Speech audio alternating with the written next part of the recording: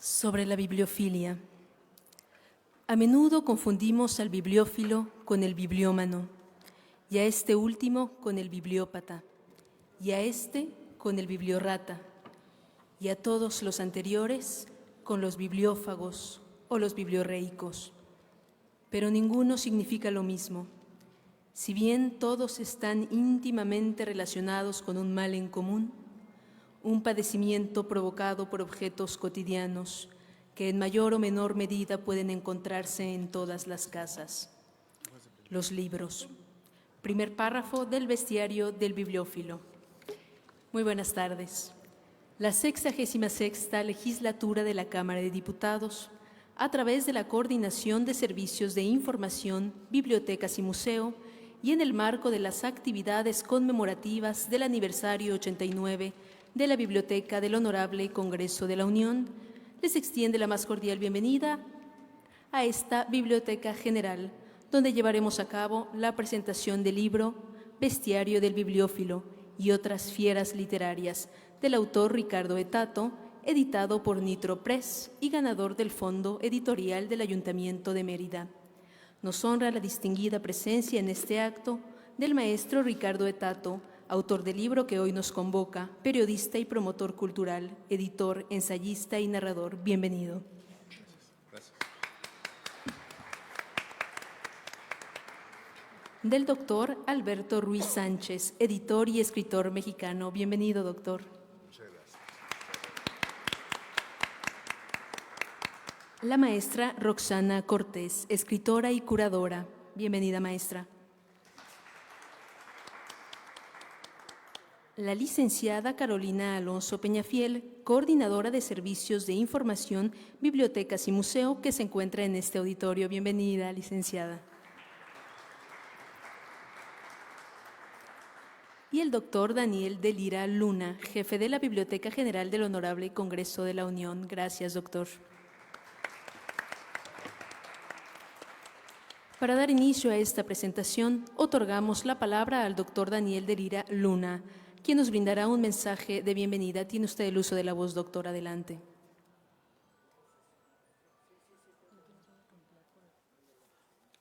Hola nuevamente a todos. Muy buenas tardes. Un gusto tenerlos en esta biblioteca que no le falta ya nada para ser añeja y feliz con la presencia de ustedes hoy aquí para escuchar a Ricardo Tato, a nuestros invitados, a Alberto Ruiz y a Roxana Cortés. Les damos la más cordial bienvenida a esta presentación del libro El Bestiario del Bibliófilo, agradeciendo mucho su presencia. Y yo nada más quisiera, además de la bienvenida a ustedes, decirles que en otro momentito que se desocupen, pasen, hicimos aquí una brevísima muestra de los libros modernos de la Biblioteca del Congreso. Particularmente es la obra de algunos libros de la colección de la biblioteca, algunos, porque son poquitos estos, de la colección que tiene la biblioteca de Alberto Ruiz, y algunos libros un poco de bibliofilia, entre ellos un ejemplar, un impreso español del siglo XVIII, 1726, una edición del Quijote gráfico solamente, no tiene una sola palabra de texto en estricto, es solamente las citas a cada uno de los grabados, y un documento de gran bibliofilia y de gran bibliografía para la cultura del libro El México, que es un impreso que se hizo en 1936, curiosamente que publicó la Biblioteca del Congreso, que son 3 contratos, uno de los cuales explica contundentemente, históricamente, que la imprenta llega a México en 1539 y lo que hizo la Biblioteca del Congreso en 1936 fue imprimir el contrato de Johann Kronberger con Juan Pablos y de ese tenemos una edición facsimilar de ese contrato que muestra y que prueba la absoluta historicidad de la imprenta en México, en América, ¿no? Una de las más grandes tradiciones de cultura, de la antigua cultura, de la cultura novohispana, ¿no? Y mexicana ahora. Pues sin más preámbulo, espero como todos ustedes, que seguro de que vamos a disfrutar una charla muy agradable hablando del amor a los libros con Ricardo Tato y sus invitados. Gracias por su atención.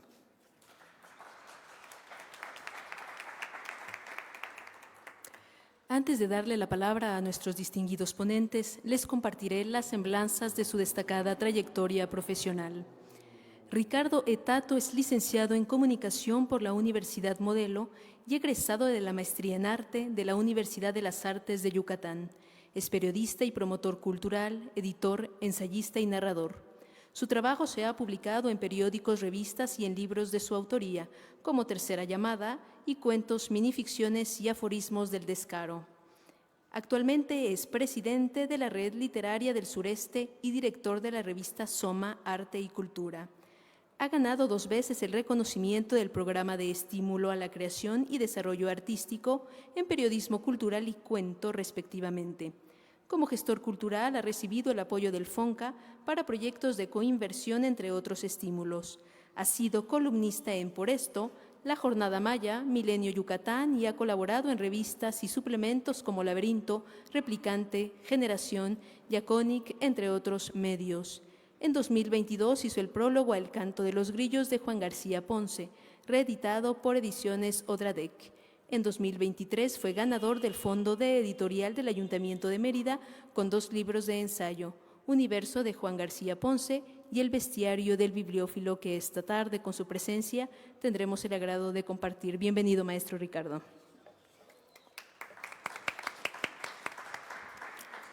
Alberto Ruiz Sánchez Lassi, editor y escritor mexicano, autor de cerca de 30 libros de ensayo, poesía, cuento y novela, además de otros tantos impresos como prologuista. Es doctor por la Universidad de París IV. Ha sido profesor invitado en varias universidades, incluyendo Stanford y Middlebury, y con frecuencia imparte conferencias y seminarios en Europa, África, Asia y en todo el continente americano. Su obra ha sido elogiada por Octavio Paz, Juan Rulfo, Severo Sarduy, Alberto Manguel y Claude Michel Cluny, entre otros. Ha sido premiado por varias instituciones. Desde 1988 es director general de la revista Artes de México y presidente del Consejo de la Empresa Editorial de la misma. Artes de México es una notable publicación de arte y cultura líder en América Latina, con más de 150 premios nacionales e internacionales en 30 años. Como narrador, Alberto Ruiz Sánchez es un autor de culto cuyos libros no dejan de reeditarse, y como ensayista es un respetado e influyente crítico cultural cuyas ideas crean opinión, gusto y reflexiones. Es un honor tenerlo aquí, doctor. Bienvenido.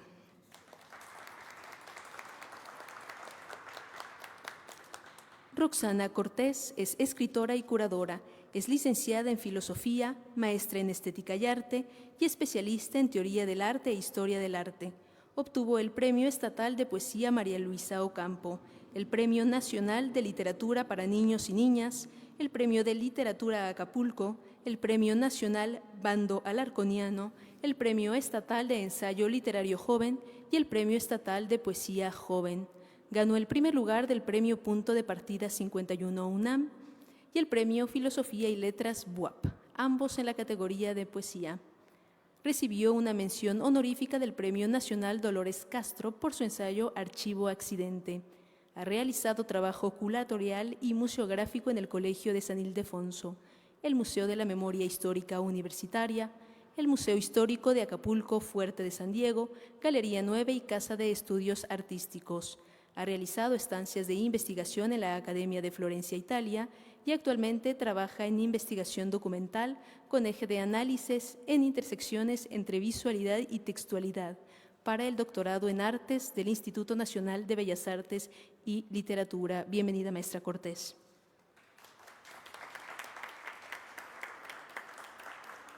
A continuación, escucharemos la intervención de Ricardo E. Tato, autor del Bestiario del Bibliófilo y otras fieras literarias, para brindarnos una introducción y moderar el conversatorio con nuestros invitados. Lo escuchamos, maestro. Adelante, por favor. Muchas gracias. Buenas tardes a todo el público que nos acompaña y también a la gente que nos está viendo a través de la transmisión del Congreso. Y pues bueno, agradecer al doctor Daniel de Lira por la invitación para presentar mi libro pues en este hermoso recinto histórico.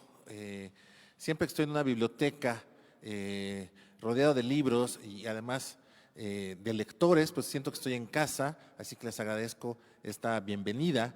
En un momento más voy a seguir charlando acerca de este libro de su servidor, Bestiario del Bibliófilo y otras fieras literarias, que como ya comentaron, es una edición, una coedición de Nitro Press y el Ayuntamiento de Mérida, pues que bueno, que se fijaron en esta serie de ensayos humorísticos para pues publicarlo y que pues bueno, es una especie de confesionario donde pues hago una taxonomía acerca de los distintos tipos de lectores, de los coleccionistas de libros, pues básicamente de nosotros los que vivimos entre el papel y la tinta, que seguramente aquí algunos de los compañeros bibliotecarios y bibliotecólogos sabrán apreciar. Y pues antes de abundar más acerca de mi libro, pues le quiero ceder la palabra a la doctora Roxana, quien nos ha preparado un texto.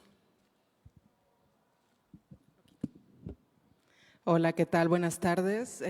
Bueno, antes que nada, gracias a la invitación a Ricardo, a la editorial Nitro Press y, bueno, por supuesto al maestro Alberto Ruiz Sánchez, que hoy nos acompaña en esta mesa. Quisiera compartirles unas palabras a propósito de este bestiario. Hay comportamientos atípicos que los escritores consideramos rutinarios. Algunos formamos colecciones de libros que comienzan ocupando un estante y terminan por adueñarse no solo de nuestro hogar, sino también de nosotros mismos. De la sala al baño, esa cotidianidad en la que nos rodeamos de ejemplares acaba por transformarnos en criaturas mitológicas, monstruosas y quiméricas. Existimos en diversas formas y fisionomías. Desde la bestia bien entrenada, que clasifica con esmero y mantiene una memoria casi fotográfica de su colección, hasta aquella criatura cuya labor doméstica favorita es la limpieza y el reacomodo constante de su botín. También están quienes se regodean con la simple vista de su biblioteca y padecen un síndrome de Diógenes de carácter intelectual. Les basta contemplar su colección para sentirse acompañados y satisfechos. Dentro de ese bestiario hay un lugar especial para los escritores bibliófilos, esos seres extraños que leen, escriben, adquieren o incluso, hay que decirlo, roban libros. Aman la lectura y practican la escritura como un modus vivendi. Más aún, dentro de esa clasificación existe un subtipo, el escritor bibliófilo periférico. Me permito decirlo, aunque suene el término incorrecto, el escritor bibliófilo provinciano. Yo también lo soy.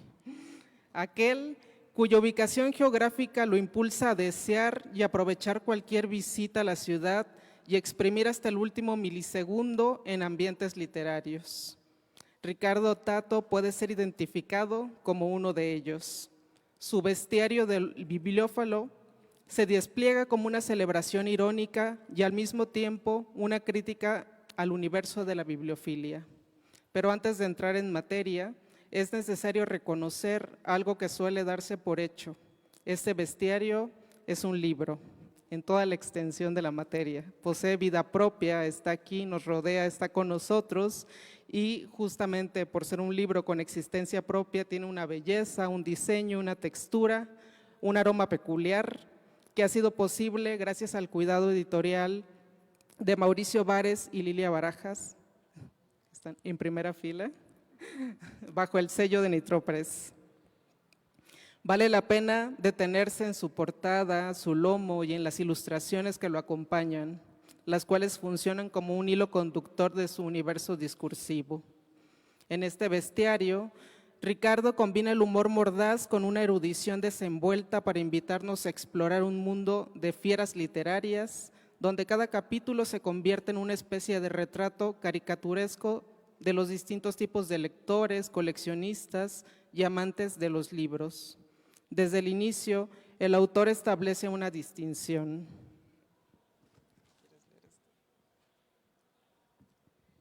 La bibliofilia puede definirse, vayamos por partes. La bibliofilia puede definirse como el amor hacia los libros, que comienza, por supuesto, con la afición a la lectura. No obstante, va mucho más allá.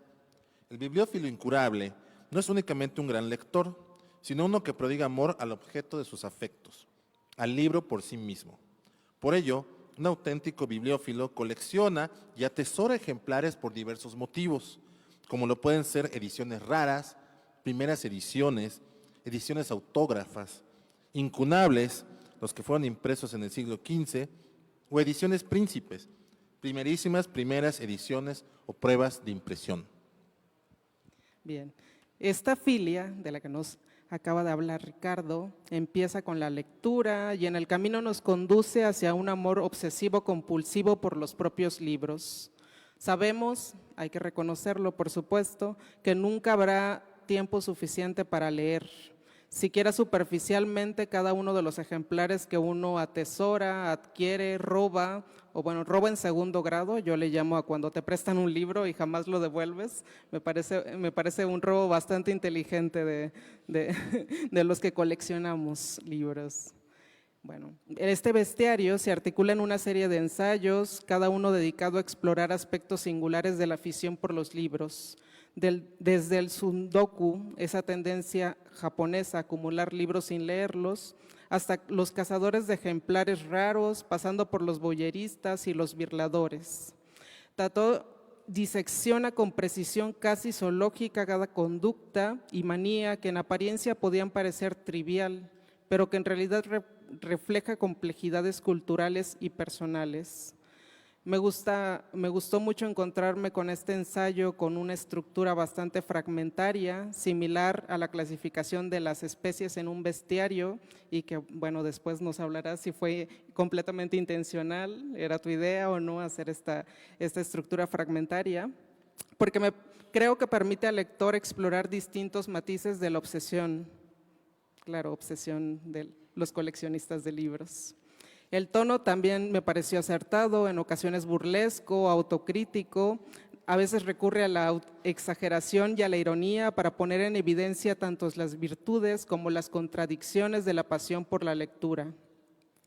Tató en esta obra, Tató creo que también ofrece un gran árbol genealógico de referencias culturales e históricas.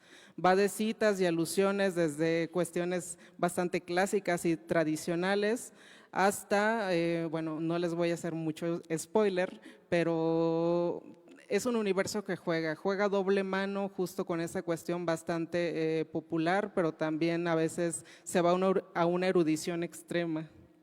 Entonces, creo que eso permite que nos enfrentemos con un libro, ya hablando como lectores, a un libro que nos entretiene en el mejor sentido, que es justo una experiencia informada que Ricardo aborda desde este sentido bastante, creo, a primera mano parece cotidiano, común, parece un escritor amigo contándonos sus experiencias.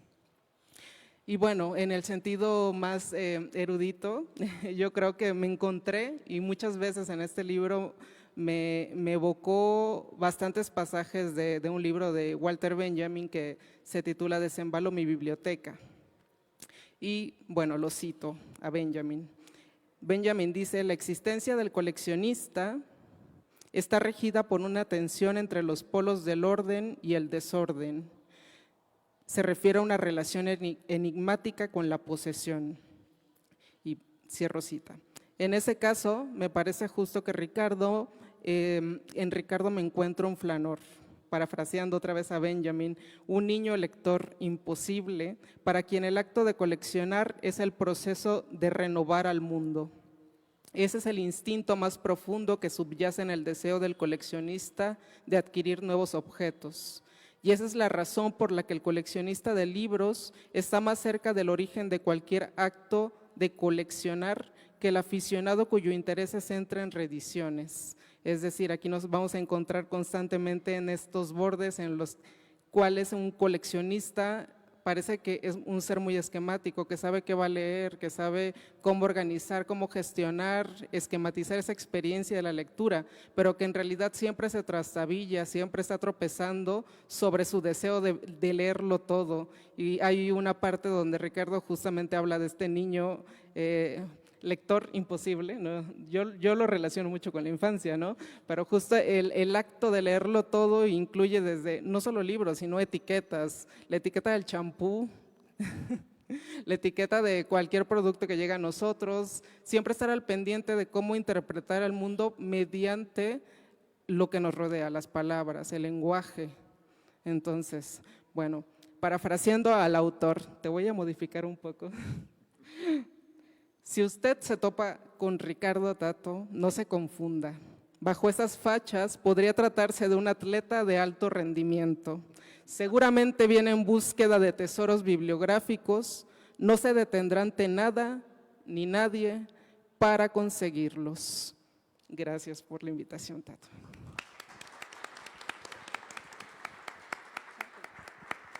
Muchas gracias, Roxana, por tus palabras. Pues me halagas mucho.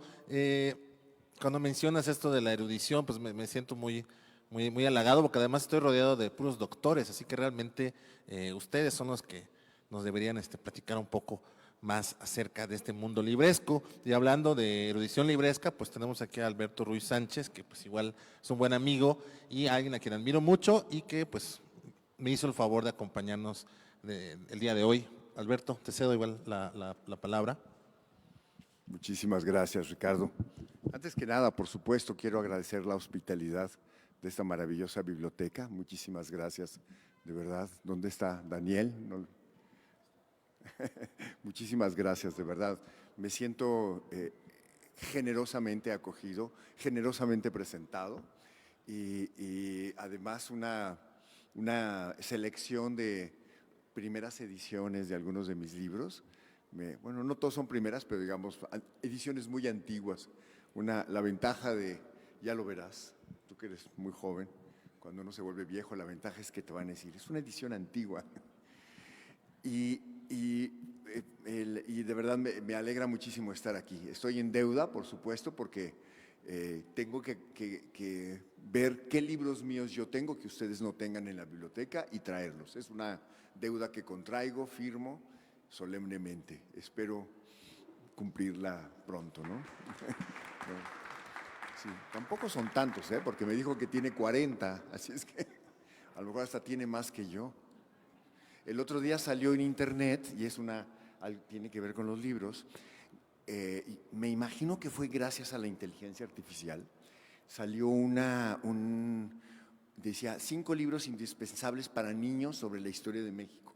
Y a mí me adjudicaron un libro que yo nunca escribí.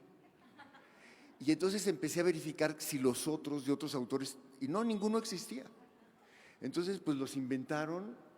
Antes, yo me acuerdo que había una enciclopedia de autores que el hijo de Juan García Ponce, Juanito, fue el encargado de hacer las biografías y entre los autores puso a Pierre Menard, el personaje de Borges, que es un personaje ficticio. El cuento se llama Pierre Menard, autor del Quijote, entonces él puso la ficha biográfica de Pierre Menard. Entonces, hay una realidad contundente de los libros, que lo que no existe podría existir. Y con mucha frecuencia la gente confunde lo que realmente son hechos con los hechos inventados en los libros, ¿no? Yo pertenezco a una generación que tuvo la suerte de tener como hermanos mayores y maestros a la generación de García Ponce. Y después de la generación de García Ponce, un poquito más jóvenes, no mucho más, José Agustín y Gustavo Sáenz. Y ellos ya eran cuarentones y seguían escribiendo como si fueran adolescentes y escribiendo sobre su barrio. Y todo era inventado, por supuesto, ¿no? Pero la gente en Estados Unidos lo leía como literatura realista. Entonces, eso es parte de la vida de los libros y del contenido de los libros que suscita en la patología de todos nosotros algo que todavía hay que estudiar a fondo, aunque hay mucha gente que ha estudiado los porqués de la lectura, pero que necesita realmente ser desentrañado, ¿no? Tú mencionabas hace poco todos los siglos que pasaron para que hubiera el análisis psicoanalítico del síndrome de Stendhal, ¿no? El síndrome de la embriaguez ante la belleza, el viajero que se embriaga ante la belleza, por ejemplo, de los cuadros en Florencia o de las ciudades, ¿no? Entonces, a los lectores les pasa eso, hay una patología, hay algo que en términos de modernidad pura y dura se ve como algo anormal, pero que nosotros sabemos, y el libro de Ricardo nos lo demuestra, esa es la normalidad. La normalidad de ser lector es ser anormal. Y eso está en este libro de una manera contundente. Me gustó mucho la lectura de Roxana, también agradezco estar contigo en esta mesa.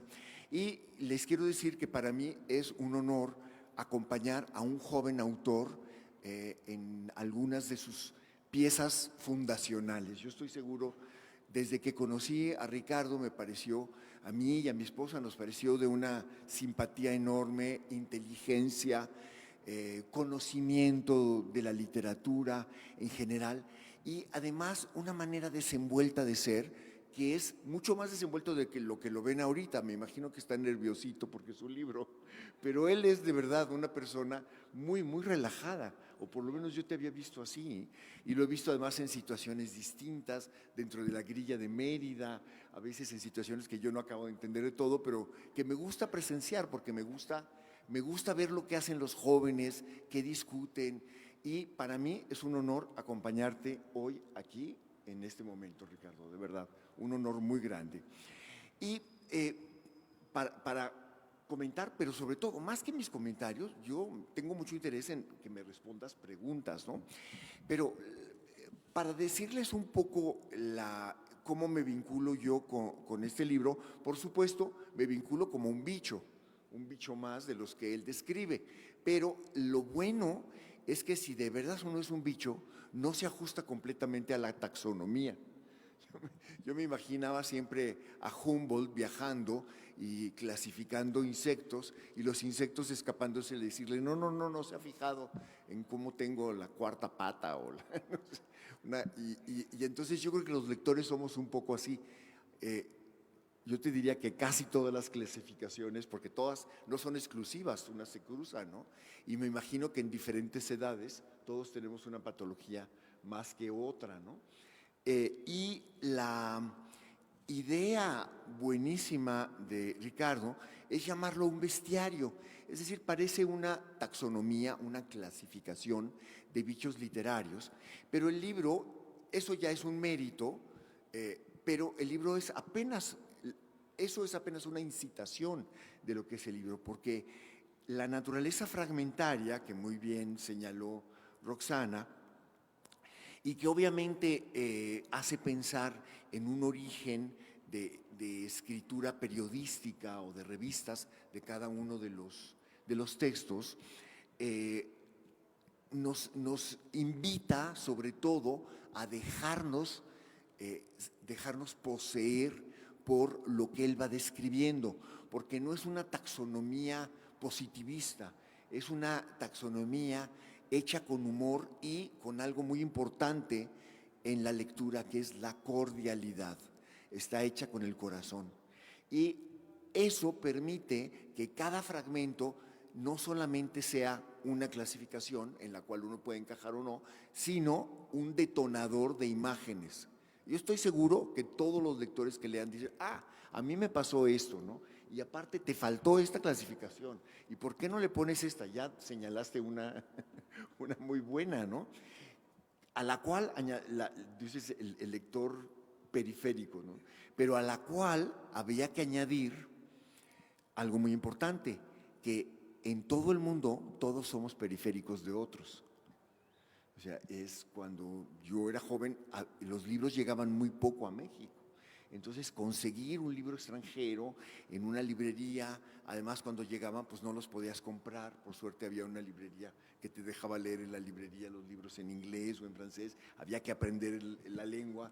Y luego la enorme generosidad de las bibliotecas. Toda biblioteca te demuestra que todos somos periféricos de algo más, ¿no? A mí, más que lector de una región periférica, a mí lo que me inquieta siempre de la biblioteca posible en Yucatán es el clima.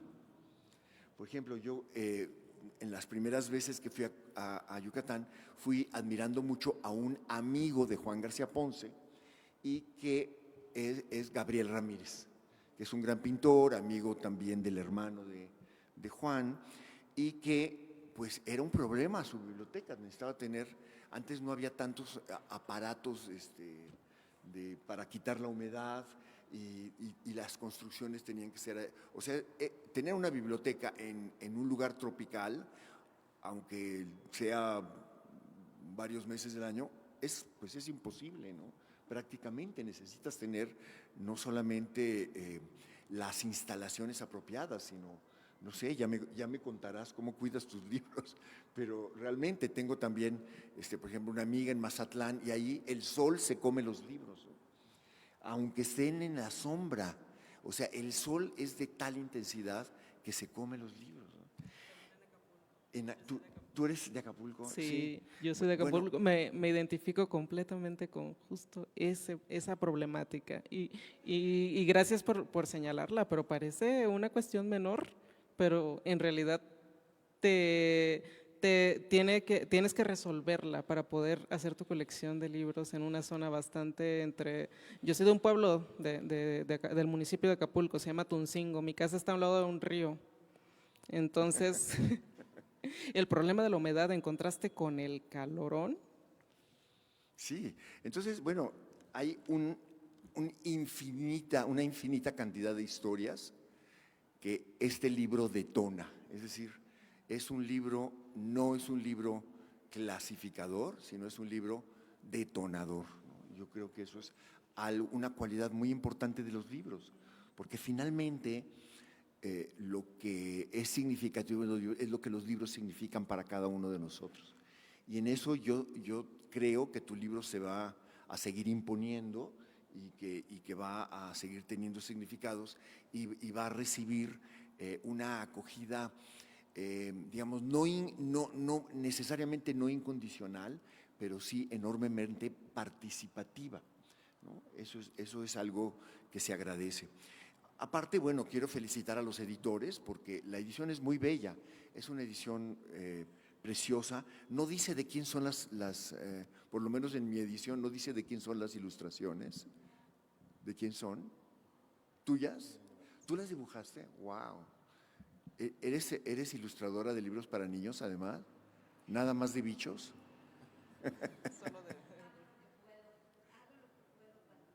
Son preciosas, ¿ya las vieron? Vale la pena llevarse el libro nada más por los bichos. Es decir, cada una de las cualidades del libro son emocionantes, ¿no? Y te hacen pensar en algo participativo, ¿no? En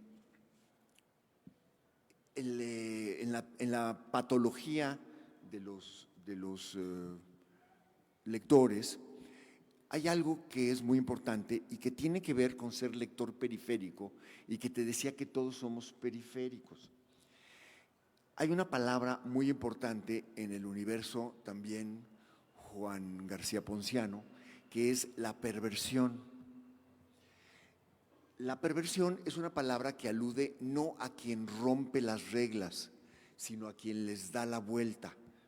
Viene como anillo periférico.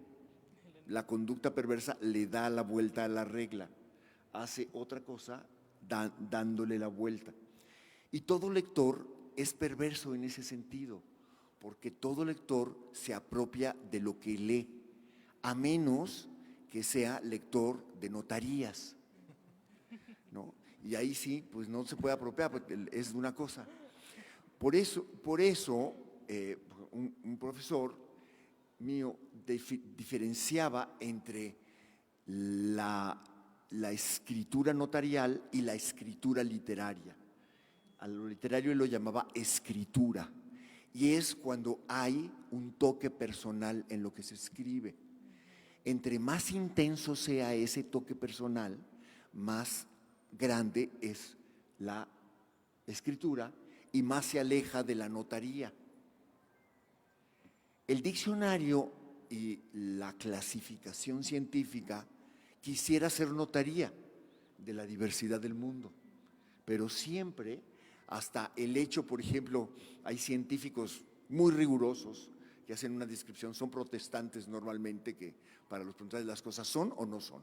Entonces lo señalan, lo describen, pero luego a la hora de ponerle nombre a la nueva especie que encontraron de flor o de insecto, le ponen su nombre. Entonces son muy objetivos, pero la proyección está dada, ¿no? Yo tenía una persona que yo admiré mucho, que es un gringo que descubría, ellos no lo llaman cultivador, sino cazador de orquídeas. Las orquídeas las cazan.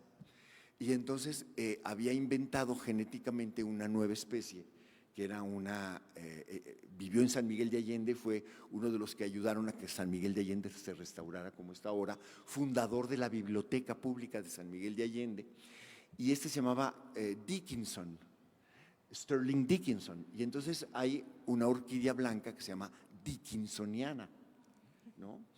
Entonces yo invito a que Ricardo invente la tipología de lector tatoniano. ¿O cómo lo llamarías, no? No sé. Pues ve pensándolo, porque… Yucatanensis o algo así. Lector yucatanensis. Bueno, hay género y especie, ¿no? Y especie, sí. Yucatanensis sería género y luego… Sí, oye, pues muchas gracias, Alberto, por esos comentarios. Pues igual da pie a la conversación, justamente porque pues los ensayos que están en este libro los vislumbré, los pensé justamente como un diálogo con mis semejantes. O sea, no escribí este libro ni como periodista ni como escritor, sino lo escribí como lector. Y eso creo que hace mucho la diferencia, porque hay otros libros sobre la bibliofilia o sobre la bibliomanía. Bueno, hay uno que Humberto Eco, Alberto Manguel y muchos otros que me gustan mucho, y ellos sí que son eruditos, y cuando hablan de sus bibliotecas o de sus colecciones, lo hacen a partir, digamos, de esa cumbre, ya de tener un acervo de miles de ejemplares. Y yo decidí hacer este libro con un tono diferente, con ese tono que ya comentaron, humorístico, irreverente, porque pues también es parte de mi personalidad, como bien comentaba Alberto, ¿no? Sí soy normalmente relajado y relajista. Y pienso que también la literatura y el amor por los libros muchas veces por el gran público es percibido como algo distante, como algo muy, muy sesudo, algo muy intelectual. Y yo lo que quería con este libro era todo lo contrario, quería entablar esa conversación con la gente, que no necesariamente tiene que ser un público especializado. Si ustedes leen este libro, es justamente como estamos haciendo ahorita, es una charla. Y yo quería justamente dirigirme a esas personas para que comprendieran que el mundo del libro, de la literatura, pues es lúdico, es totalmente lúdico. No sé. ¿Será lúdico o no será? Exacto. Entonces, es totalmente lúdico, es un juego. Yo no sé cómo hay gente que concibe o vislumbra a los escritores con toda seriedad. Digo que sí los hay muy serios y muy sesudos, claro que los hay, pero en el fondo todo es un juego. Hay un juego de palabras, hay un juego lingüístico. El mismo coleccionismo de libros es un juego, ¿no? Tú hablabas de cazar orquídeas, y yo aquí en mi libro hablo de los cazadores de libros, ¿no? Los que andan aquí, pues, digamos, por el centro histórico, pululando entre librerías, en bazares, entendidos en la calle. Yo soy uno de ellos, y también pues ese es uno de las bestias que habita este libro, ¿no? El cazalibros, que justamente pues sí es de alguna forma un atleta, ¿no? puede vivir muy tranquilamente en su casa, pero es un atleta cuando se trata de ir a cazar ejemplares.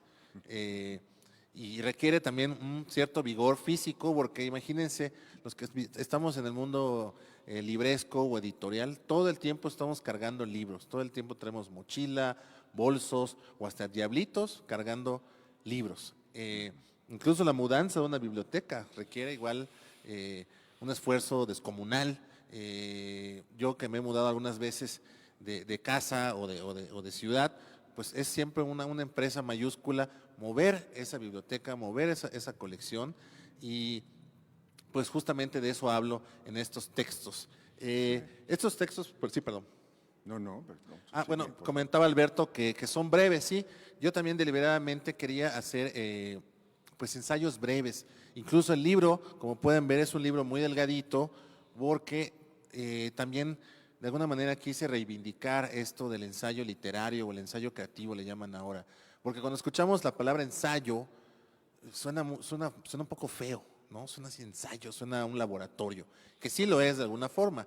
Pero cuando escuchamos un ensayista, un ensayo, pensamos inmediatamente en un volumen, ¿no? Así un tabique de ese tamaño, que a veces solo de ver cuántas páginas trae, decimos, híjole, no sé si lo voy a leer. Y yo quería que este libro se lea. Aquí hablo de leer en el baño, por ejemplo. Entonces este libro con confianza se lo pueden llevar al baño. Es ligerito. Sí. Eh, pero no lo dejen ahí. bueno, si lo quieren leer en el baño, está bien, lo pueden dejar de planta. O llévense dos, uno para el baño y uno para andar. Aquí hay muchos. Aquí hay muchos, por si quieren llevar. Y sí, también nace un poco mi columna periodística, una columna de opinión, porque de repente yo escribía pues crítica de teatro, crítica de cine, de eventos culturales en Yucatán, en Mérida, donde yo soy, pero de repente no había nada, no había movimiento. Y era la oportunidad para mí siempre tener ese espacio. Durante 8 años tuve esa columna en Milenio Yucatán. Y era una oportunidad para mí, justamente cuando no había tema, de hablar de mis temas. Entonces también le robé una idea al difunto crítico literario Emanuel Carballo. Una vez lo entrevisté y Carballo me dijo que cuando él publicaba en revistas o en periódicos, no lo hacía pensando ni en el diarismo ni en el columnismo. Lo hacía pensando que esos textos eran fragmentarios, pero que eventualmente iban a formar parte de sus libros, de sus cuantiosas publicaciones. Entonces, eso también ya me dio pie a pensar que una columna, si bien desaparece al día siguiente o pervive unos pocos días, una columna puede volverse algo más. Entonces, algunos esbozos de estos ensayos sí los publiqué en columnas, pero después pues sí los amplié, los desarrollé un poco más sin abusar de su extensión, porque también muy en la escuela de Michel de Montaigne, el padre del ensayo moderno, pues son brochazos, son estampas, son pinceladas de reflexiones, de observaciones de la vida cotidiana. Entonces, así más o menos fue el germen de este libro. No sé si lo conseguí o no, pero pues ustedes tendrán la última palabra. Sí lo conseguiste y eres mucho más fiel a la idea de Montaigne, cuyos ensayos son brevísimos. Sí, sí. Y es muy interesante la comparación entre el libro que se llama Ensayos de Bacon, que trata de ser científico y frío y hacer como si el autor no existiera, y el libro de Montaigne que dice el tema de todos mis ensayos soy yo. Aunque escriba sobre el planeta, sobre mi perro, sobre despertar, el tema soy yo, a final de cuentas. Y eso es una aceptación, es un concepto barroco, finalmente, pero es aceptar que hay una persona que escribe. No por nada en Estados Unidos, que no les gusta la palabra ensayo, sino que inventaron una palabra sin sentido que se llama non-fiction, porque la verdad es que cuando tú escribes siempre hay ficción. Digo, aunque hables de tu barrio, estás inventándolo en ese momento, ¿no?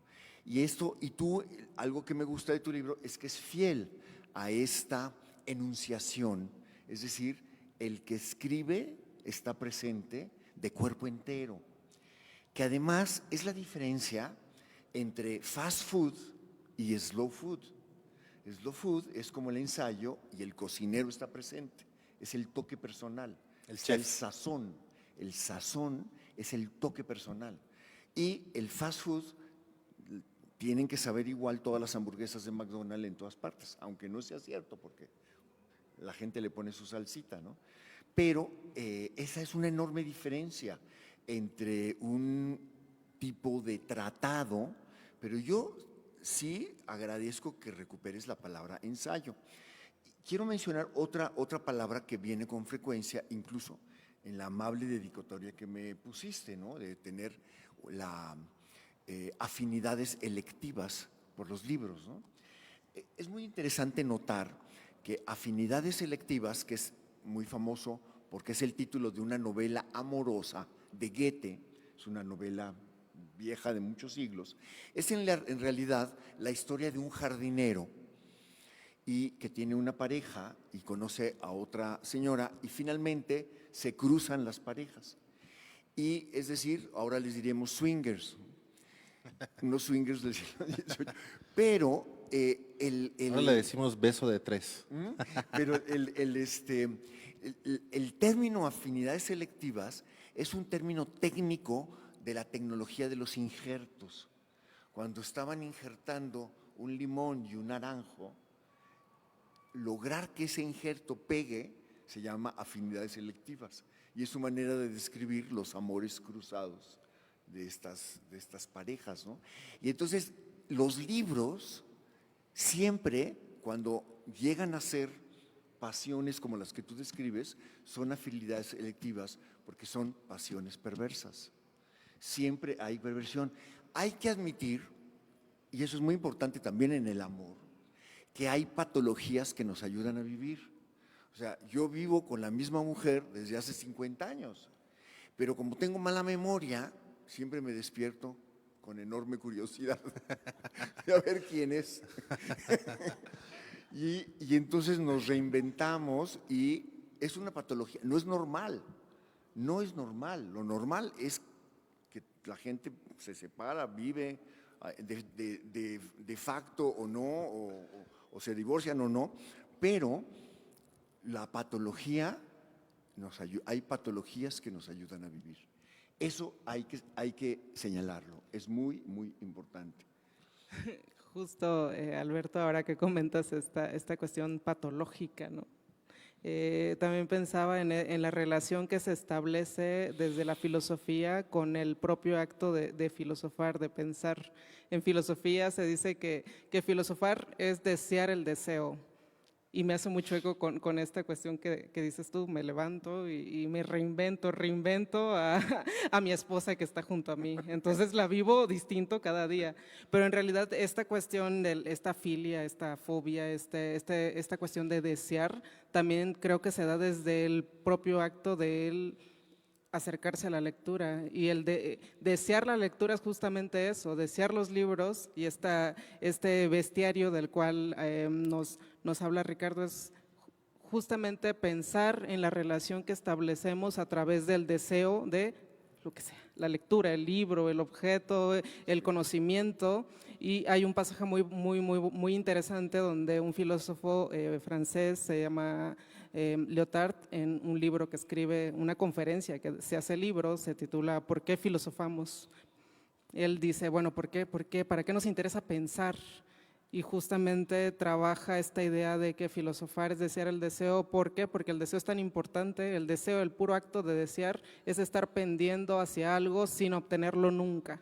Es como, de algún modo somos un Sísifo feliz, por ahí, parafraseando a Camus, y creo que cualquier lector, cualquier bibliófilo tiene este acto de desear, algo que no va a pasar, que no se va a concretar, porque jamás se va a tener, ni todos los libros posibles se van a poder albergar en un solo sitio, jamás uno va a poder leer todos los libros que inclusive seleccione en este ejercicio curatorial que uno haga de qué quiere leer.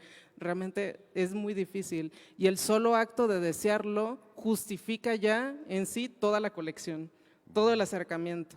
Sí, y algo muy importante, nunca se posee lo que se ama. Personas o cosas no se les posee. Ni posees a la persona con la que vives, ni posees los libros que amas. Y entre todas las tipologías habría que añadir la tipología del bibliófilo divorciado. A ver, Yo tengo cuéntanos una más. amiga que ganó este año el premio del bibliófilo de la FIL y ella decía que lo más terrible, por ejemplo, su abuelo tenía una biblioteca inmensa, su padre también, el padre se casó con una señora joven y remataron la biblioteca. Pero para él lo más difícil fue, para ella, lo más difícil fue en su divorcio, dice, repartirse los libros. Los bienes como que sí se habían ocupado de qué iba a pasar cuando se divorciaran y todo, ¿no? Pero no habían previsto nada sobre los libros, ¿no? Y dice, ¿este es tuyo o es mío? No, es mío porque yo lo compré. Sí, pero yo lo leí, yo te lo leí en la cama, ¿no? Y esa es otra tipología, los que compran libros para leerlos en la cama. Eso, yo he tenido la suerte que mucha gente me ha dicho que mis libros les han servido para eso, ¿no? O para convertirse en cartas de amor, ¿no? A veces cuando publiqué Los Nombres del Aire, me encontraba jóvenes de varias combinaciones sexuales, ¿no? Porque el primero es la historia de amor de dos mujeres, pero también funcionaba para hombres a mujeres o de mujeres a hombres. Me decían, en su libro encontré las palabras para decir algo que no tenía palabras para decir, ¿no? Y entonces, eso también es una tipología, porque ¿qué pasa con los libros? Que tú empiezas a proyectar lo que tú dijiste de todas las gamas del deseo. ¿Cómo me considero que soy y cómo quisiera ser? ¿No? Y lo mismo pasa con tu clasificación. O sea, hay gente que quisiera ser tal tipo de tener tal tipo de patología libresca y a lo mejor tiene otra. ¿No? A lo mejor es el que se roba los libros sin robárselos de verdad, pero quisiera robárselos, no sé. Todo es posible, ¿no? Sí, y justamente estas nuevas clasificaciones que ustedes van proponiendo es parte de esa virtud colaborativa que creo que tiene este libro, porque no hay presentación en la que no surja Claro, una el nueva tema. idea y hasta digo, creo que me quedé corto, hay que aumentarle ahí 50 páginas más, una parte 2, ojalá. Pero Porque sí, lo que es interesante sería que sí fueras anotando las historias. sí voy anotando. Porque finalmente eso es más que la clasificación, quién te cuenta cosas raras de los libros, ¿no? Y eso es maravilloso. El libro no se agota solamente en la tipología, luego sigue una tipología de lector, ¿no? Y luego una tipología del viaje y una intervención muy interesante en contra de lo políticamente correcto.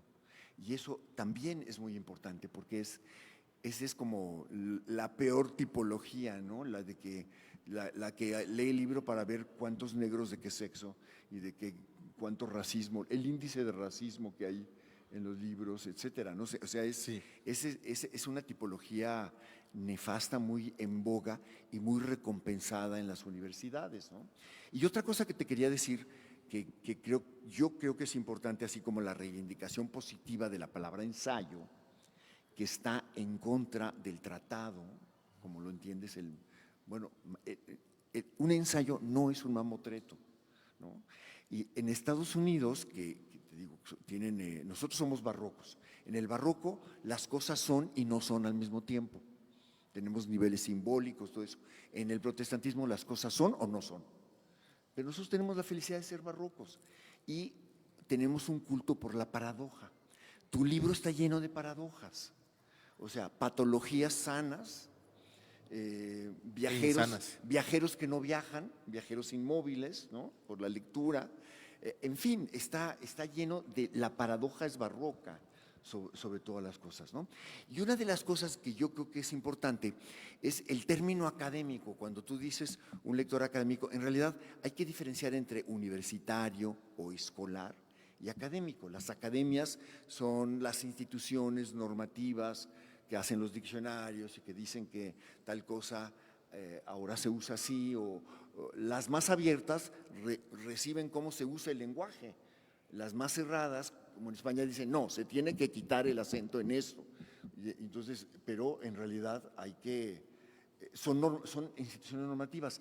Las universitarias y escolares son las que hacen los estudios, algunas veces eruditos, algunas veces a veces tienen más notas que texto, ¿no?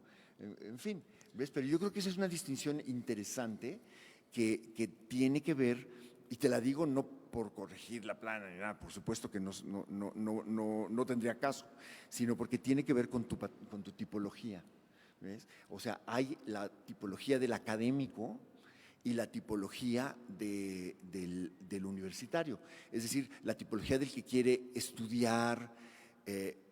Luego también se mezcla con la historia de la crítica, ser crítico o analizar. Bueno, ahí con mucho acierto dices, es una falsa disyuntiva, porque hacer la anatomía de un texto, de una novela, es justamente dividirla en partes para comprender mejor. Pero en una época oscura, que es la de los 60s, en la que la idea de compromiso prima sobre la idea de reflexión, tú lo que estás haciendo en este libro es, en cada caso, volver a usar la reflexión, que es lo que Hannah Arendt pedía para evitar lo que ella llamó la banalidad del mal. La banalidad del mal es dejar de reflexionar en nombre de una causa. Cuando a Jean-Paul Sartre, que puso en boga de nuevo la palabra compromiso, le preguntaron ya 20 años después, ¿por qué fue usted a Rusia? Y había campos de concentración, y usted sabía que había, y sabía que había 20 millones de muertos en los campos de concentración, y usted no dijo que nada. Bueno, porque estaba comprometido con la causa del socialismo y del cambio. 20 millones de muertos, ¿no? Entonces, la idea de compromiso no evita la reflexión, y tú estás ejerciendo en este libro una reflexión paradójica en cada momento. Y eso, en términos tradicionales de un lector quijotesco que fue San Ignacio de Loyola, que San Ignacio lo que le pasó es que tuvo ese accidente, no accidente, en la guerra, y lo tuvieron que encerrar en una biblioteca, en un convento, donde él quería leer novelas de caballerías, como el Quijote, pero en lugar de novelas de caballerías había vidas de santos. Y entonces él decide, a tal santo fue a Jerusalén en burro, pues eso yo lo puedo hacer. Y tal santo hizo esto. Y entonces deseó por la lectura ser santo, ¿no? Y él ejerce una cosa en contra del rey de España, que él llamó deber de inteligencia, que es usar la razón en cada situación. Y tu tipología y todo lo que estás haciendo en este libro, al rebelarte contra lo políticamente correcto, al tener, yo te diría que más que humor tienes ironía, porque eres paradójico, a veces, o sea, dices lo contrario afirmándolo. Es un libro que obedece a un deber de inteligencia, y eso lo hace un muy buen libro. Luego me pasas tu número de cuenta, Alberto. ¿No? No está bajo contrato.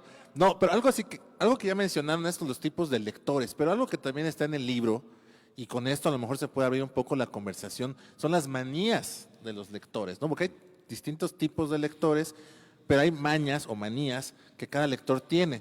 Por ejemplo, doblar la orilla de la página, ¿no? Cuando hablamos de los académicos o universitarios, ¿no? Utilizar post-its de distintos colores.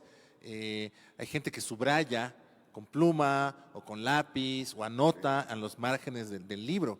Sí, en las distintas presentaciones, por ejemplo. Y además también entre las tipologías del lector está el del corrector de pruebas, ¿no? Porque, también. ay, mira, aquí es una Z y va. Hubo uno justamente que… Batis es con S, no con Z. Justamente le acaba de regalar el libro y me dijo, aquí hay una errata. Me dijo. Y yo, ¿cómo? Le dije, ¿cómo puede ser?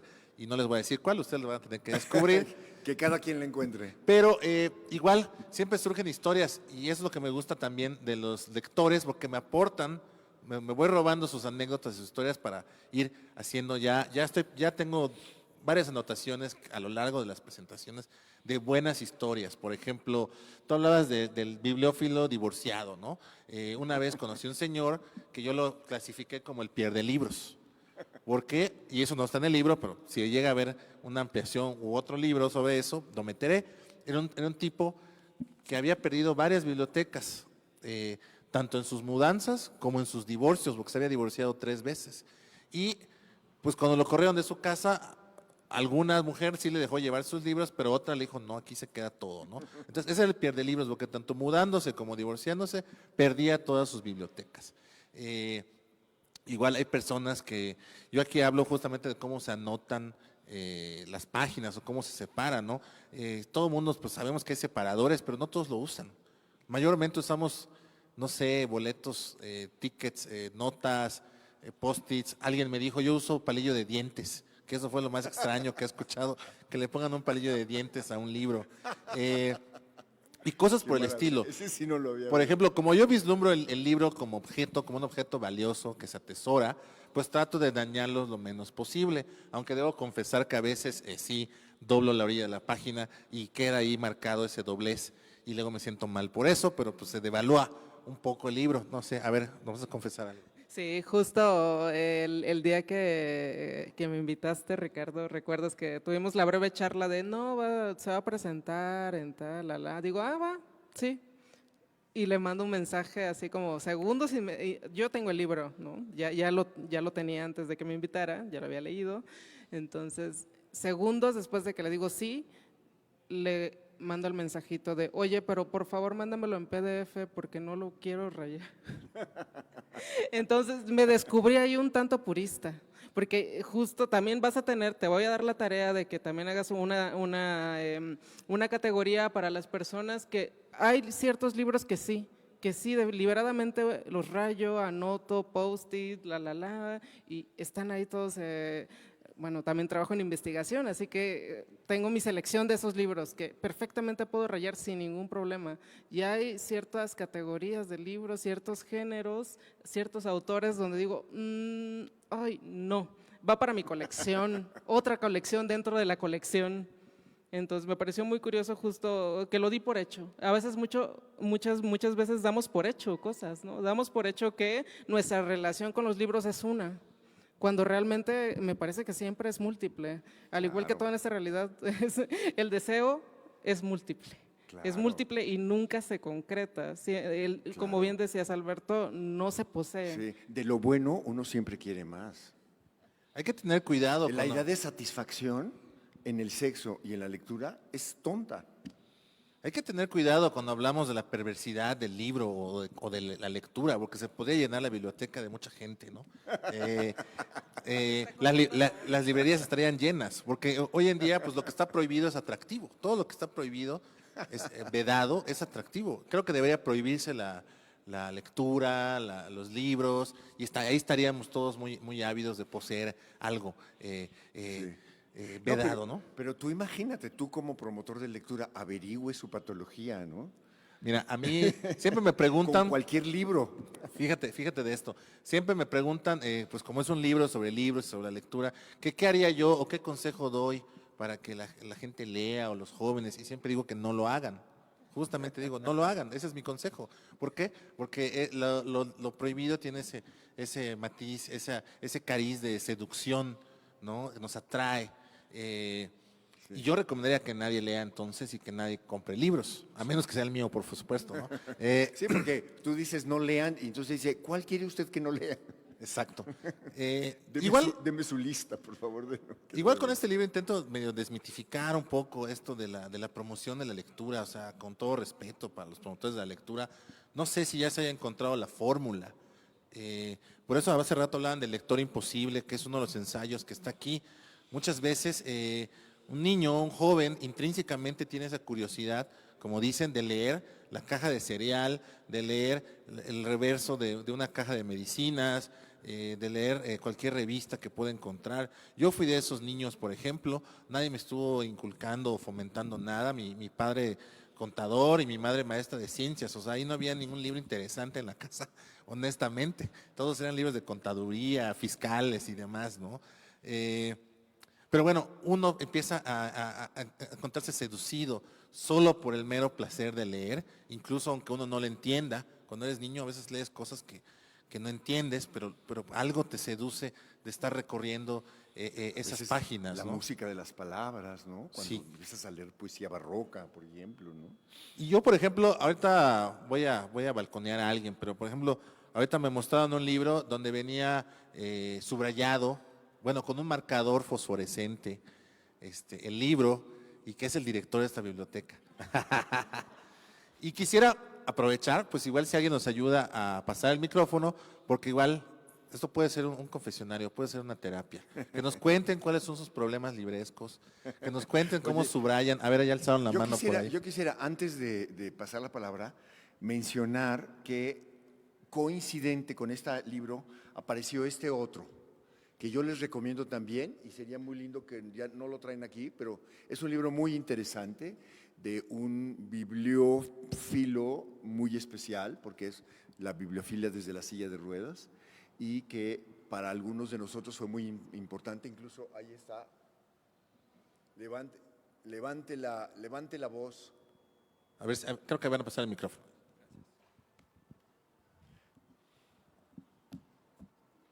La biblioteca. Muchas gracias, soy Ángel Aurelia González Amosorrutia. Primero me celebro mucho, si alguien me hubiera platicado que íbamos a coincidir en este espacio, Roxana, Tato y Alberto, y que los dos últimos somos, digamos, cofrades de Juan García Ponce, herederos de alguna forma de sus palabras, junto con el querido Daniel de Lira, que él no lo dice, pero su colección de libros es de las más importantes sin duda alguna, pero su modestia no lo hace ser.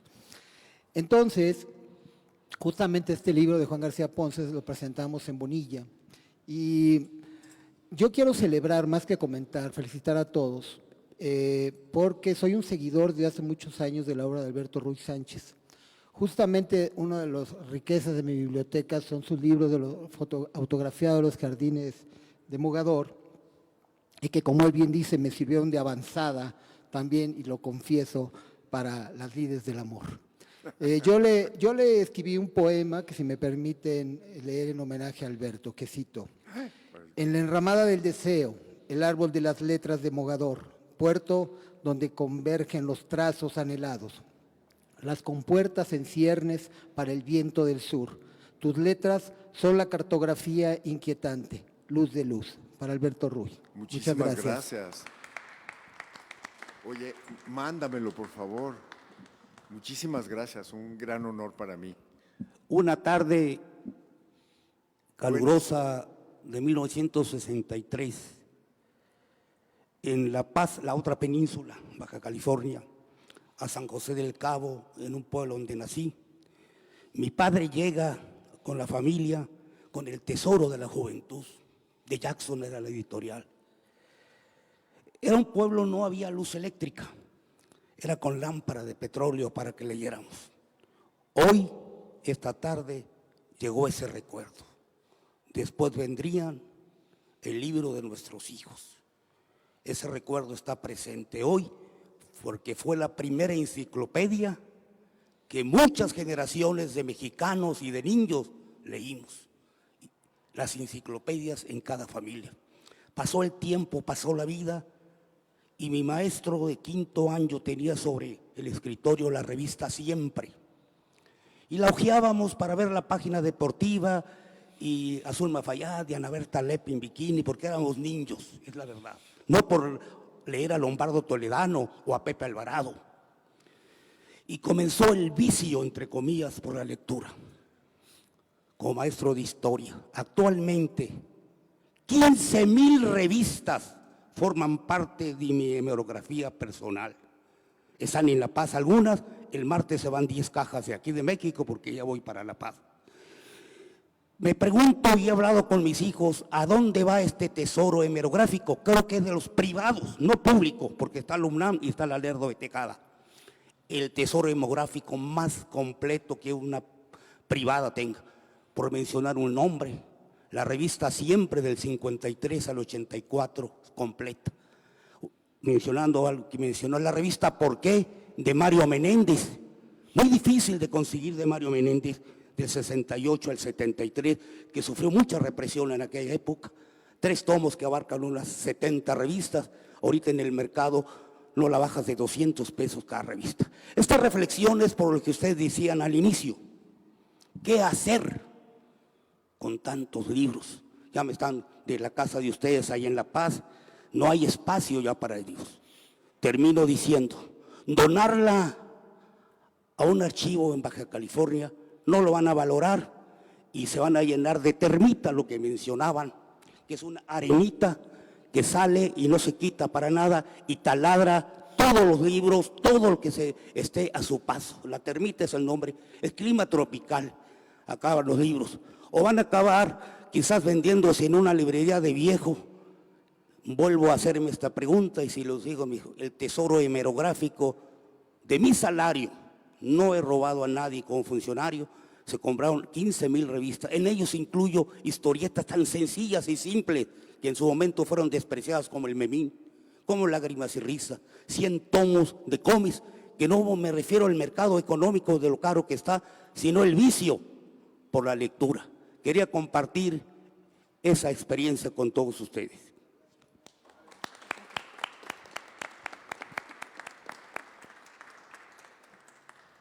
A ver, ¿quién nos comparte sus manías? A ver. Bueno, para compartir manías a partir de tu libro, Ricardo, yo creo que es una muy buena reflexión sobre la bibliofilia y sobre por qué coleccionar libros. Cada lector tiene su propia colección y por ejemplo, una de mis manías es tener temas muy específicos porque no te interesa todo. Y bueno, siendo además bibliotecario, hace muchos años leí un texto muy bonito de una persona que confesaba que en su ciudad él no tenía ningún libro y leía mucho, porque su verdadera biblioteca era la biblioteca pública de su ciudad. Entonces, yo creo que es una reflexión muy bonita. Algo de lo que me gusta mucho y que se ha señalado aquí en esta ocasión, a mí me gusta mucho también el libro como objeto. Yo creo que muchas veces compramos un libro porque tiene un diseño, que tiene sus chamuquillos o termitas o lo que cada lector invente, que tiene, que en la contraportada dice el diseño de arte de Lilia Barajas, pues sí, se agradece mucho esa simplicidad. Yo creo que la complejidad de lo sencillo en esas ilustraciones que hacen, que equilibran muy bien el gusto por la lectura, sin distraer al lector, pero sí acompañar la ilustración y la narrativa gráfica, que también lo hace muy bonito. Y sí creo yo que un libro subrayado con lo que uno quiera es lo mejor.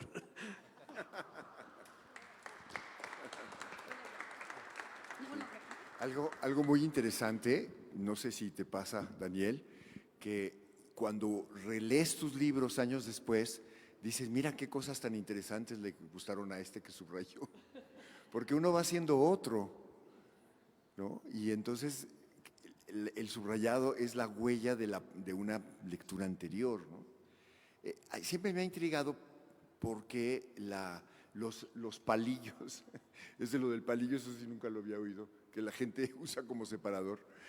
Las cosas que la gente deja dentro del libro, y tú cuentas una historia muy bella de que le prestaste un libro a una amiga que se fue de viaje a Europa y regresó lleno de postales y de boletos de espectáculos y de todo lo que tuvo que ver con el viaje, un diario del viaje dentro del libro que era el libro que la acompañaba en el viaje según tus deseos, ¿no? Y era una manera de decirte que la estabas acompañando. Eso es muy bonito. Y yo no sé por qué siempre a esto los bibliotecarios lo llaman testigos. El concepto de testigo es justamente de algo ajeno al libro que testimonia la presencia de un lector dentro del libro. Y puede ser una estampa religiosa. Hace algunos años una joven me hizo su investigación en la Biblioteca Nacional de Antropología y eran los testigos de una biblioteca franciscana en las colecciones franciscanas del INA, y encontraba hasta las anotaciones que el religioso les daba a las monjas sobre que ese día se habían confesado, o o lo que se ponen, mariposas, flores, estampas, ¿no? Yo acostumbro, tomando esto, estampillas postales que me parece que ennoblecen más un libro, por ejemplo, de Vicente Rojo, un libro, por ejemplo, de Sor Juana Inés de la Cruz, con tan bellas estampillas que se hace por acá. Entonces yo creo que también el libro y el coleccionismo y todas estas tonterías que guarda uno. Bueno, el otro día vi aquí en el banco una señora que llevaba en su libro su cartera, porque lleva todo su dinero para depositar, cambiar, no sé qué haría, pero lo saca de dentro del libro. Seguramente porque el libro era lo más indefenso o lo más seguro para guardar dinero y que nadie le iba a robar. Sí.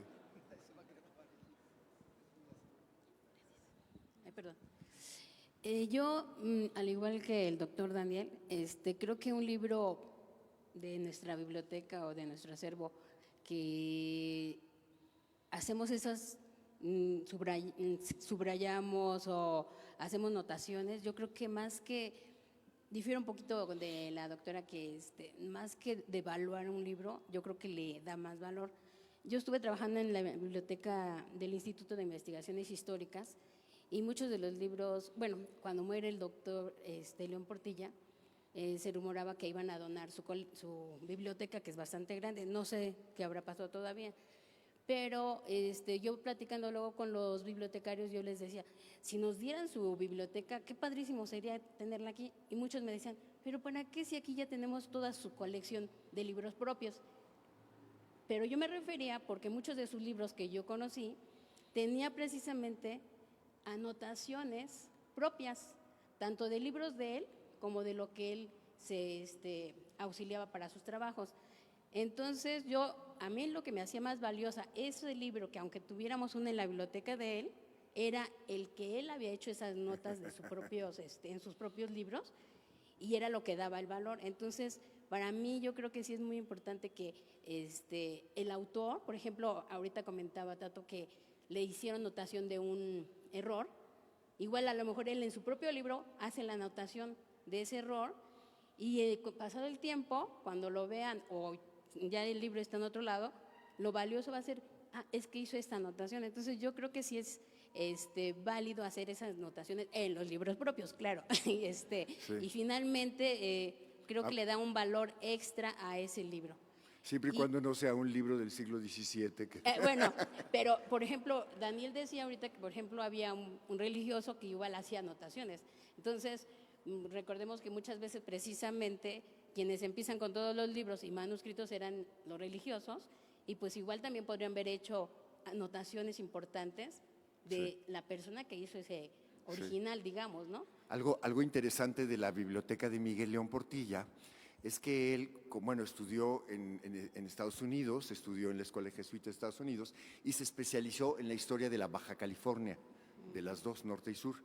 Y entonces tenía una biblioteca muy importante de libros sobre Baja California, incluyendo mapas. Y todo eso lo donó a la universidad en Tijuana. Ya.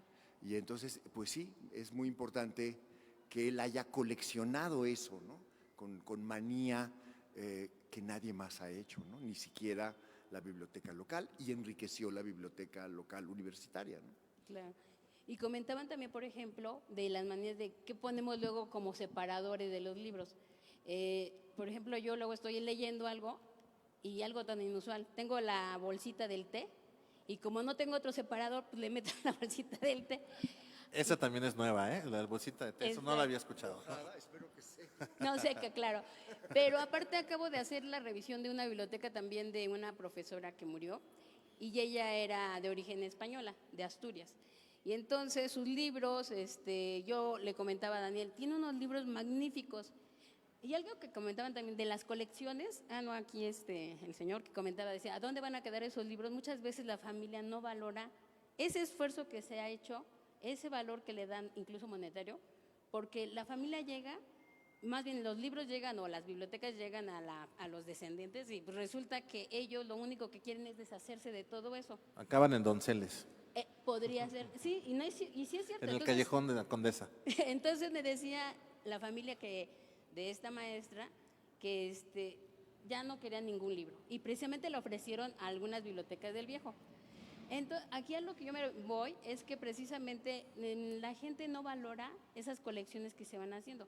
Y comentaban otra de las cosas que yo me encontré en los libros, precisamente, fue como 10,000 pesos en los billetes de 200 esos verdes, nuevecitos, que yo le decía, seguramente la maestra salió del banco y para que no se le perdieran, lo metió en el libro.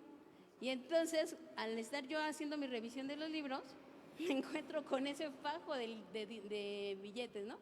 Entonces, creo que sí, como que toda la gente tendemos a hacer ciertas, tanto anotaciones como manías de meter o sacar cosas de los libros. Muchas gracias.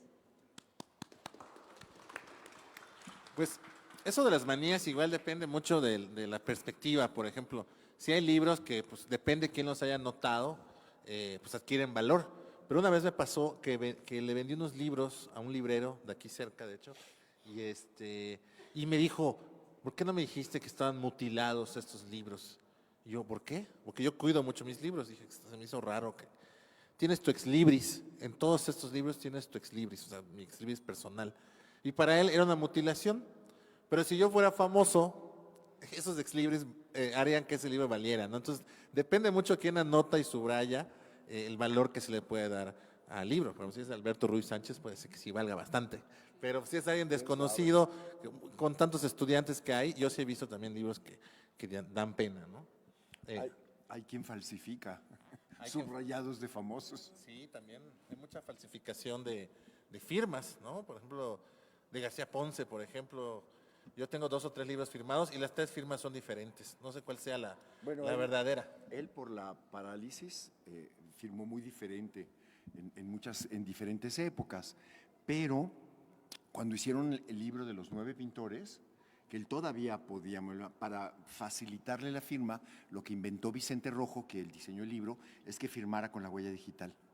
Entonces le dio diseñó en el libro un espacio para el dedo gordo y le dio un cojincito de tinta para que. Entonces esos valen más todavía que con la firma. Sí. A ver, por aquí alguien tiene una manía, porque ya les vi por ahí que nos lo cuente. A ver. Sí, le estamos hablando a usted.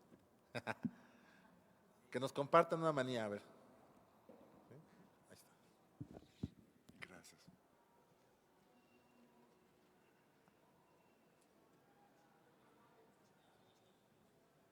¿Quién era? Este es un libro político. ¿Quién es? Correcto. Es el único ensayo de Verónica. Híjole, pues tengo muchas porque vengo del ámbito de bibliotecología, entonces, y aparte soy jefa de una biblioteca y me toca justo convivir con los donantes, ver cosas tristes como esta parte de las familias no valoran, o gente que falleció y no tiene familia y se quedan como en el olvido muchas cosas. Pero en manera personal creo que la más significativa que pudiera tener es que yo sí soy mucho de poner post-its, por lo que decía Alberto, porque uno lo vuelve a releer y dices, ¿por qué me llamó la atención en ese momento? O lo valoro mucho más, ¿no? Ahora. Y en alguna ocasión un músico de jazz le obsequié un libro, bueno, le pregunté que si había leído el libro que yo estaba leyendo en ese momento y ya traía muchas anotaciones. Y me dijo que no, entonces le dije, bueno, te lo regalo, pero déjame quitarle las anotaciones. Y me dijo, no, porque esa es la mejor manera en que te voy a conocer a ti, no al libro, sino a ti, tus gustos, tus manías. Entonces creo que también es como un vestigio que uno va dejando en sus colecciones, que tan bien portado es, que tan no bien portado es con los libros. Yo la verdad no tengo como tema de que si los doblas, no los doblas, o sea, al final del día también son objetos personales que uno sabe por qué hace estas cuestiones así. Y felicidades por esta presentación. Muchas gracias. No sé si los bibliotecarios si les pasa, pero la gente pone mucho flores en los libros, ¿no? Y eso es porque es una manera también de la herbolaria secar en cuadernos, ¿no? Pero muchas veces a mí me ha pasado que te dan un libro o a veces una libreta y la abres y caen rosas, ¿no? Pétalos de rosa. Entonces hay miles de mensajes que la gente manda como botellas al mar, ¿no?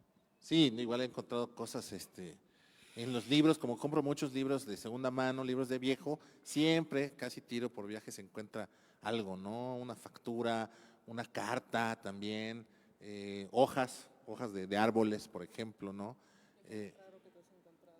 Híjole, lo más raro. Lo más certificado. Pues un mechón de cabello, por ejemplo. Público. Eso no me ha tocado, espero que me toque pronto. En un libro de García Ponce. No, ese sería muy ad hoc. Sí, y eso yo creo que es lo maravilloso de esto del mundo del libro, ¿no? Les agradezco que me hayan compartido ahorita sus testimonios. Por ejemplo, la de la bolsa de té va a estar en el siguiente libro. Me encanta, sí. Y siempre. El bello público no lo eches en bolsa. El bello público también. Ya lo estoy anotando. Y así van surgiendo. ¿Quiere usted comentar algo? Sí, claro.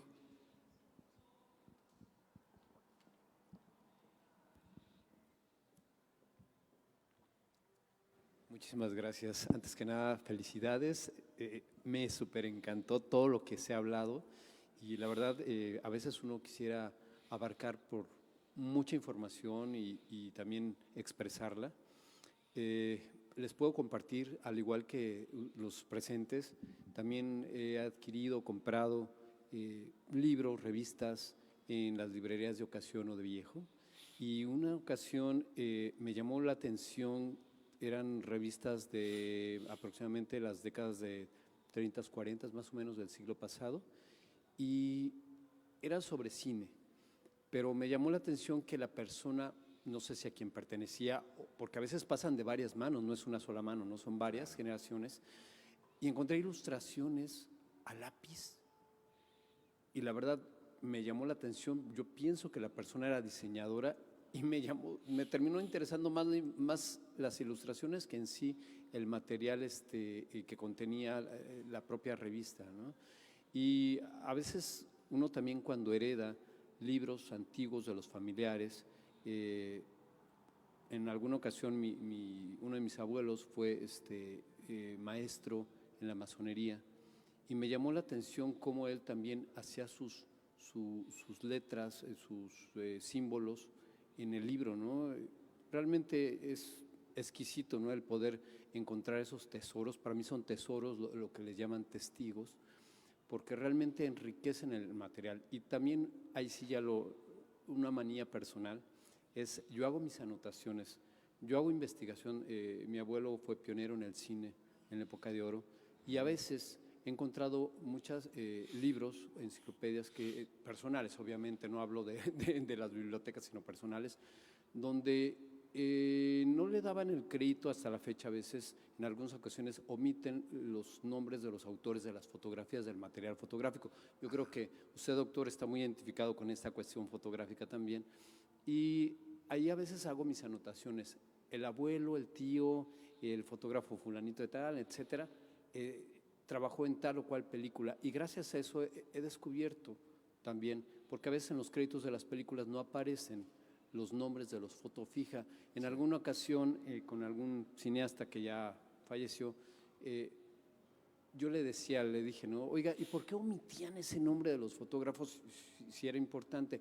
Dice, mi hijo, no me eches la culpa a mí. Dice, esa era decisión del productor. Ah, bueno, está bien. Pues nada más les quería compartir esta parte y la verdad les felicito. Da muchas ganas de poderlo leer a detalle y sacar todo el material que uno pueda encontrar de riqueza histórica, cultural y de las manías, ¿no? Gracias. Muchas gracias por su comentario. Y bueno, antes de que nos corran a la biblioteca, pues ya nos toca cerrar esta presentación.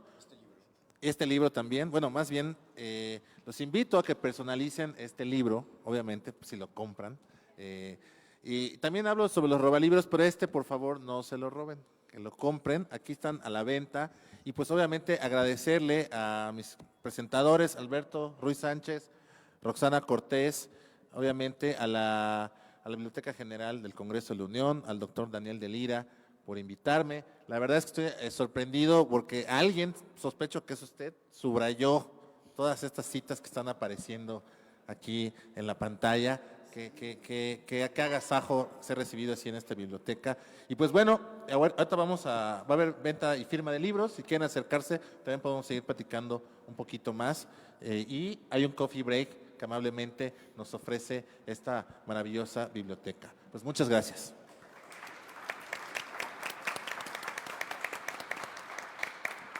Muchas gracias a nuestros ponentes por su participación y sus intervenciones. Procederemos ahora a efectuar la entrega de reconocimientos a nuestros panelistas por parte de la licenciada Carolina Alonso Peñafiel, a quien solicitamos nos acompañe. Licenciada, por favor.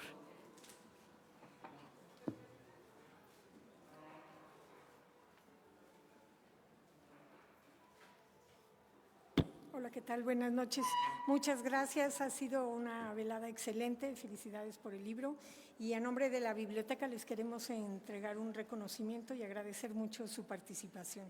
Esperamos verlos pronto. En primer lugar, Ricardo Tato.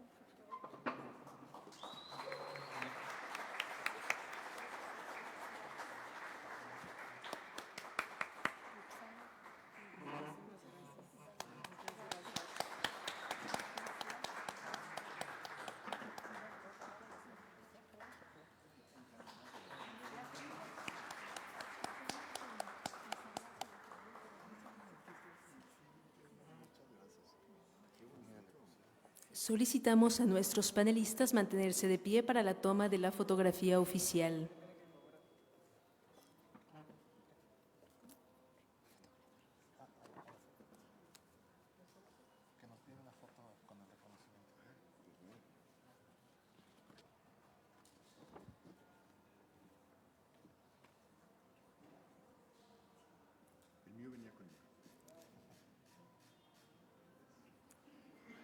Para brindarnos un mensaje de clausura, cedo la palabra al doctor de Lira Luna. Por favor, doctor, tiene usted el uso de la voz. Simplemente queremos hacer un poquito el cierre de esta sesión. Quería, ya que le tienen el reconocimiento, quería nada más, si lo pueden mostrar un poquito, uno nada más. No lo alcanzan a ver, pero les digo a ustedes, es una marca de agua con un grabado antiguo del siglo XIX de la calle de Tacuba, donde está nuestra biblioteca, apenas se distingue. Y algo que la diseñadora de la coordinación de bibliotecas me encantó, se le ocurrió poner esos chamuquillos, esos que están en la portada, y le dieron un gustito al reconocimiento muy especial. Yo solamente quiero destacar aquí la presencia de ustedes, nuestros amigos de la Rebach, que están por aquí adelantito. Muchas gracias por estar aquí, amistades personales, desde hoy amigos de la Biblioteca General del Congreso. Y sobre todo agradecer mucho a los compañeros de la coordinación de bibliotecas, del área de servicio, del área técnica, del área de computación, de los compañeros, que olvidé bien mis apuntes, de los compañeros que siempre tan generosamente y tan amablemente nos acompañan, y desde luego de los compañeros de la Biblioteca General del Congreso, que siempre están tan atentos en cualquier detalle. Gracias a ustedes. Les invitamos, como dice Leila, un cafecito, y vamos a conversar y a firmar algún libro con Tato. Gracias, buenas noches.